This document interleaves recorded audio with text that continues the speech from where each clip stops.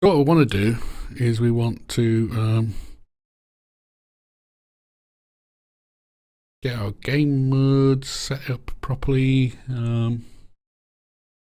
We've created our players. We need to set our game viewport client, don't we? So we need to go to project settings. I think it's map the modes.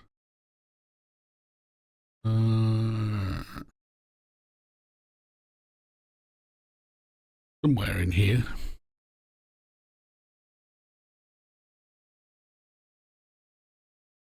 Where are we?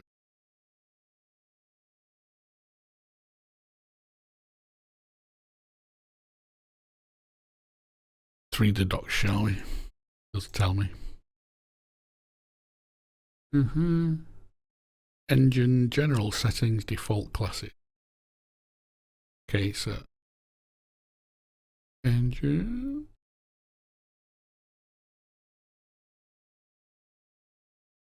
In here.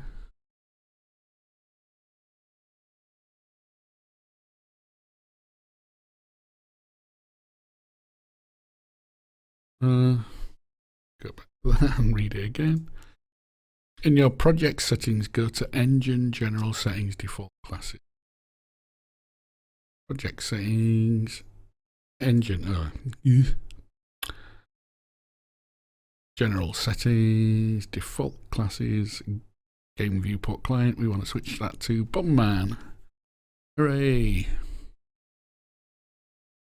And now that's switched, that means that our keys will be passed through to everybody, which is good, but not everybody understands them yet, which is bad. So we want to have another class. Going back to this document. We need to do the controller part. So we need to have a custom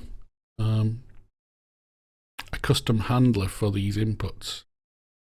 So let's just do 2 players for now.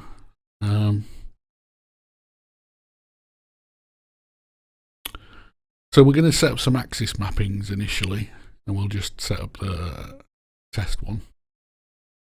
So our key presses should automatically be passed through. Now, one thing that we're going to break from that documentation is if we look at the actual project, the Bomberman character itself is the thing that's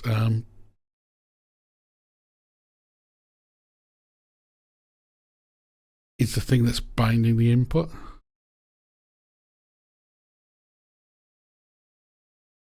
So what we could do is we could just bind different input based on which index we are. So it's a matter of like which way around we want to do it.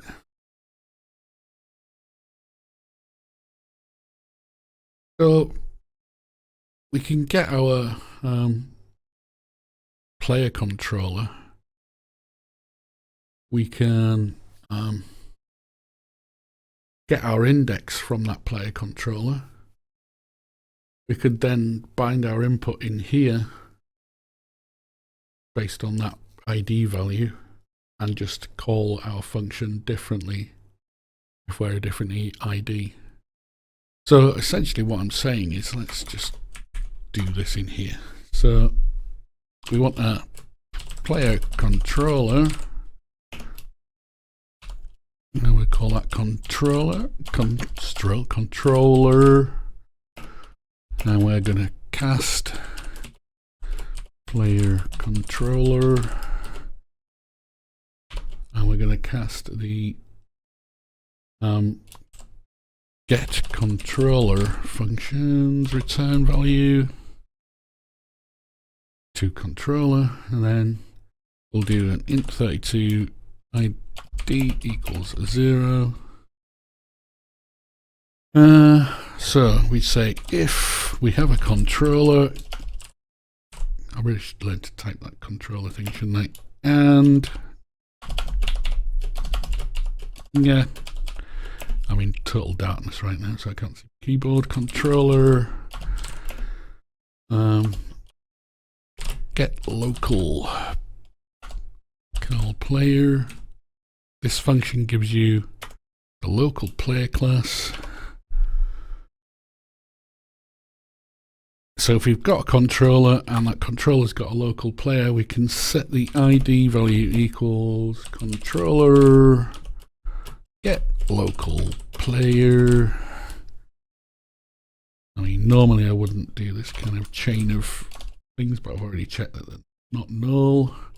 Get controller ID. So the get controller ID value gives you the index of the input, the player input. And then all we need to do is we need to do a switch on the ID to say whatever we want. So say case 0, and we're going to do the default.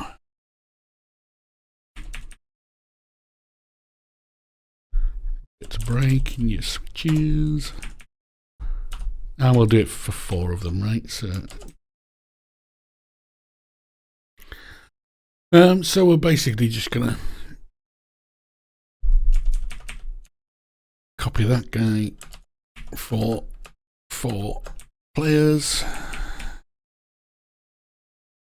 1, 2, 3, and we'll do the same thing for our inputs. So, board 1, board 2, board 3. So what we're saying here is that the character's going to do the sort of figuring out which ID value it is by using this code here, and then it's going to bind its own events based on the inputs that are available specifically for its own index. So all we need to do now is we need to, let's just compile that.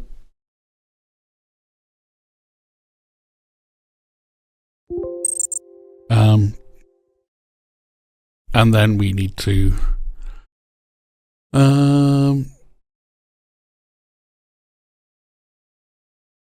we've set the viewport client up. Oh yeah, so we need to do the settings, and we need to input. So you look at access mappings, we've already got move forward and move right, so that's default for player 0. We could just add new mapping, move forward 1, and we'll only do 2 now. So the default is WASD for the guy, the player 0 guy. So for player 1, we're just going to do keyboard, gamepad keyboard. Let's do up, so move forward, and then keyboard down for move forward. We'll just do -1 there, and then another axis mapping, move right 1. I have 2 mappings on here. Keyboard. I can never remember which way around this should be. Left is keyboard. Right. So left will be -1, right? Because it's not right, theoretically. So that's set up 2 key bindings, and we can just set up the, the move forward 2, move forward 3, move right 2, move right 3 for the other 2 players. Let's see if this works. So WSD on, click on here, WSD for 1 guy, and oops. Okay, that's not quite right. We're controlling the same dude. Settings again. Input.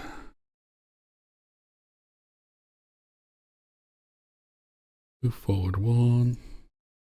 Down. Move forward right. Sorry, move right 1.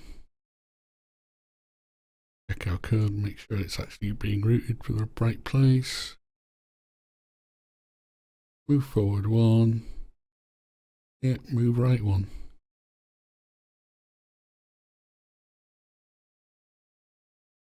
If we need like an underscore in there or something. It's worth checking. I'll just have a quick try and see if that works, and I'll get back. So I had a quick look through. The code looked all right, and the code was all right. long and short of it was that for some reason the default has up and down map to move forward. I was wondering why I was seeing both things being used. We'll just get rid of that. So I've got move forward underscore 1, move forward underscore, move right underscore 1, and mapped on these things. Very weird. Yeah. So now when we run it, see all 4 players are mapping their axis mappings. We've got one guy, and we've got the other guy. That was very strange. So we can add the other 2 players. In fact, let's do that now as well. Project settings, input, create 2 new ones. Well, actually 4 new ones.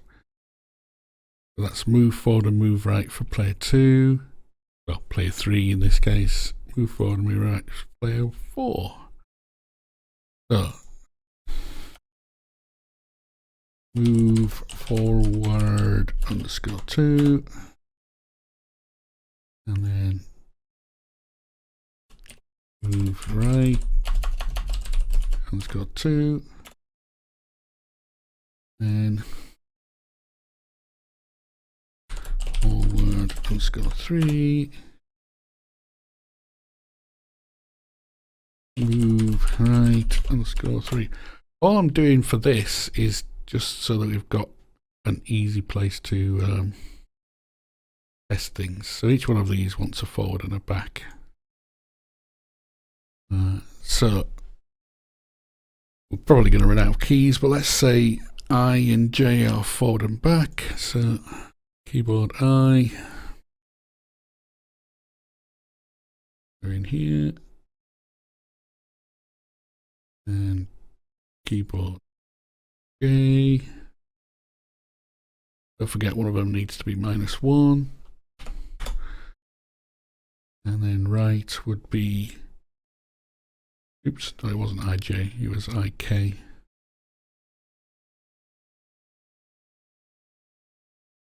And then right would be L, and left would be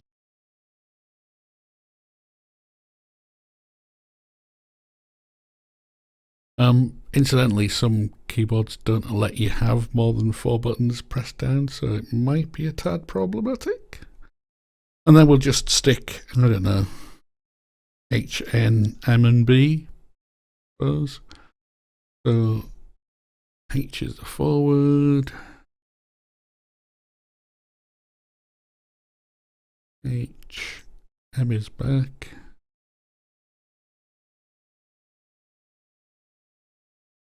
and then N is back, and then M is right,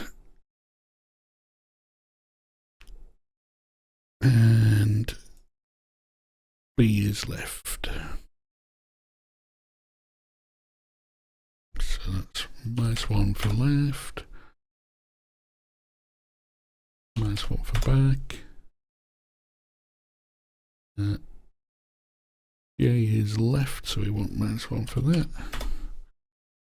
Yeah, so basically +1, -1 for all of them. So that should do it, I think. And when we run it now, yes, we get the same setup. We should probably get rid of those breakpoints now.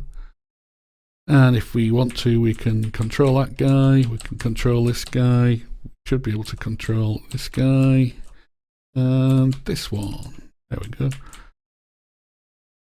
Theoretically, if you've got a decent keyboard, you could do all of them at the same time. There we go. We've got 4 players moving around, which is what we wanted to get to at that point. So we'll stop the video here and go and have a cup of tea, I think.